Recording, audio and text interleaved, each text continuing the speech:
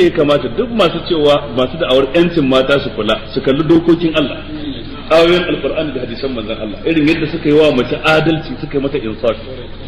Kar su kalli ayyuka na ɗaiɗaikun waɗansu bara gurbi cikin musulmai. Dan wani mutum ya azabtar da matarsa, dan wani mutum ya zalunce ta, dan wani mutum ya yi duk abin da yayi wanda ba ayoyin alqur'ani suka goyi bayansa ba wai hadisai ne na manzon Allah suka bashi lasisi ba, shikenan sai a dingina musulunci, a ce musulunci ya tusa sa mace ya ci mutuncinta. A'a, wani bara gurbin musulmi ya ci mutuncin mace, amma musulunci bai goyi bayan abin da yayi na zalunci ba. Inda ana aiki da shari'ar musulunci a ƙasa ta ɗauka al'amarinsa zuwa ga amirul mu'minina ko zuwa ga wanda yake a madadin amirul mu'minina ta kai kotun musulunci, dole za a kwato mata haƙƙinta daga wajen azzalimin wajen da ya zalunce. To da haka wannan ya kamata su mata su kalla, dan kar a kururuta musu kururuwa irin ta shedan kuma su ansa kiran shedan ba tare da sun farga ba, ce yancin mata duk wannan ana so a zalunce su ne ba su fahimta ba. Amma ba wanda ya cuci ya mace a duniya irin bature, ba wanda yake cutar ta yake ci gaba da cutar ta irin bature.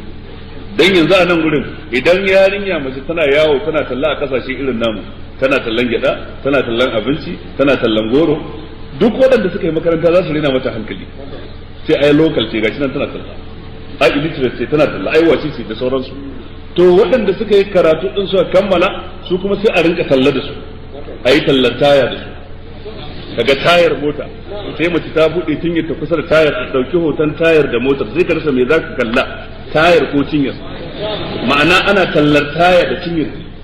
Idan za a yi tallan cingam da ke za a yi talla, idan za a yi tallan makilin da haƙoranki ne za ki bude a ɗauki hoton su dan ki yi tallar makilin. Idan za ki duk wani abu na fitsara sai kasance tun daga tallar giya har tallar tayar mota har tallar chewing gum da yara za su ci mai danko har tallar kowane irin abu duk ya mace ake sawa ce. To ita kuma wannan gata aka yi mata ko yanci aka bata, cin mutuncin da aka yi, cin mutuncin da aka yi.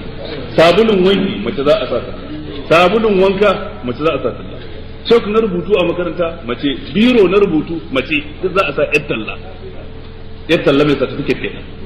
Ita wannan ba ta da laifi a wurin turawan yammacin duniya da almajiran su nan cikin gida namu, dan ita wannan wayayya ce, yar talla ce mai certificate a hannu. Kaddara an ɗauke ki sakatariya, kin zama sakatariya ga wani mutum ko mai dukiya ko kuma wani jami'in gwamnati, duk wannan fa an yi miki haka ne ke dan a amfana da yarin take da kuruciyarki. Dan za a dauke ki na ajiye ki a office din a koya miki hatta yadda zaki magana, har yadda zaki ansa waya sai an koya miki. Dan da keke da muryar ki zaki rinka kiran customers ga waɗannan ma'aikata na wannan kamfani, ko in wani kamfani ne mai zaman kansa ko in wani office na gwamnati, da muryar ki dole sai kin yi ladabi, kuma duk wanda yazo sai kin ga yadda shi, in kin kalle su karki daure fuska sai kin yi murmushi. Duk kuɗin da za su baki na albashi sai kin yi ciko kafin ma ki biya su, sai da ki daga wannan sukar suga din, kuma sai a mayar da ke kuma wani wuri daban. Yanzu ba a san ajiye ki akan kanta dan kar ki kori mutane, kin tsufa, fuskar ki ta daina burge jama'a. Muryar ki da an ji muryar ki ta riga ta canza, kuma kin kwana biyu sai a kawo wata kanwarki, kina nan wata rana ɗarki za a kawo.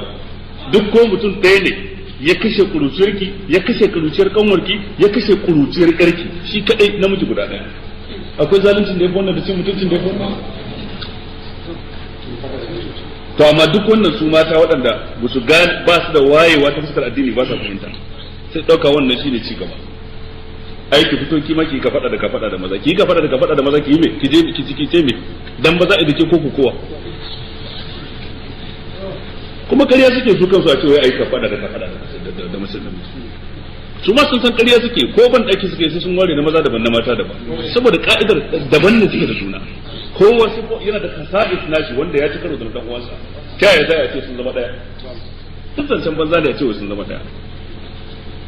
To ya kamata mata na musulmai su gane irin waɗannan dokoki da Allah ya zayyana mana nan cikin suratul baqara, da irin wanda ya zayyana cikin suratul nisa, da irin wanda ya zayyana cikin suratul nisa'i sugura, suratul talaq, da irin wanda ya zayyana cikin suratul tahrim, da irin waɗanda ya zayyana a wurare daban-daban.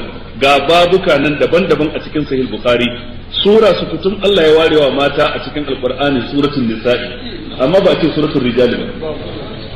Duk wannan ba kulawa bane da haƙƙin su, da kula da mutuncin su, da karrama su, da ba su matsayin da ya dace da su.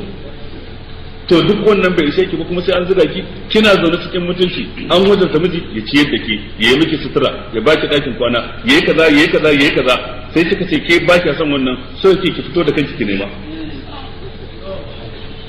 To dan kika fito da kanki, shi kanshi namiji ya san da kika fito ba za ki masa amfani mai yawa ba.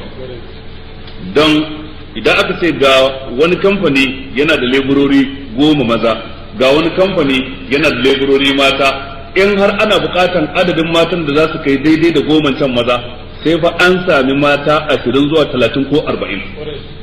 Kuma a ce duk a ɗauke su a matsayin matakin albashi iri ɗaya, wani kamfani ne zai samu tangarɗa tsakanin na farko ko na biyu? Na biyu ne zai samu tangarɗa. A ba su matakin albashi iri ɗaya, dan matsayin su iri ɗaya, takardar shaidar su iri ɗaya, ko kaza ɗin su iri ɗaya.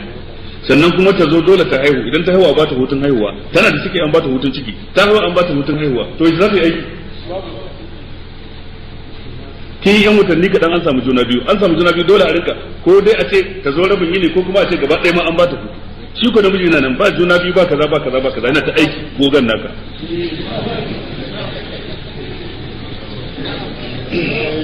To ke kuma cikin tun ma yana jariri kafin ki fara samun hutu an riga an shiga abin nan matsala da ke. Domin kin fara kwarnafi, kin fara amai, duk ana cikin tashin hankali. To wani aiki zaki je a samu kwanciyar hankali?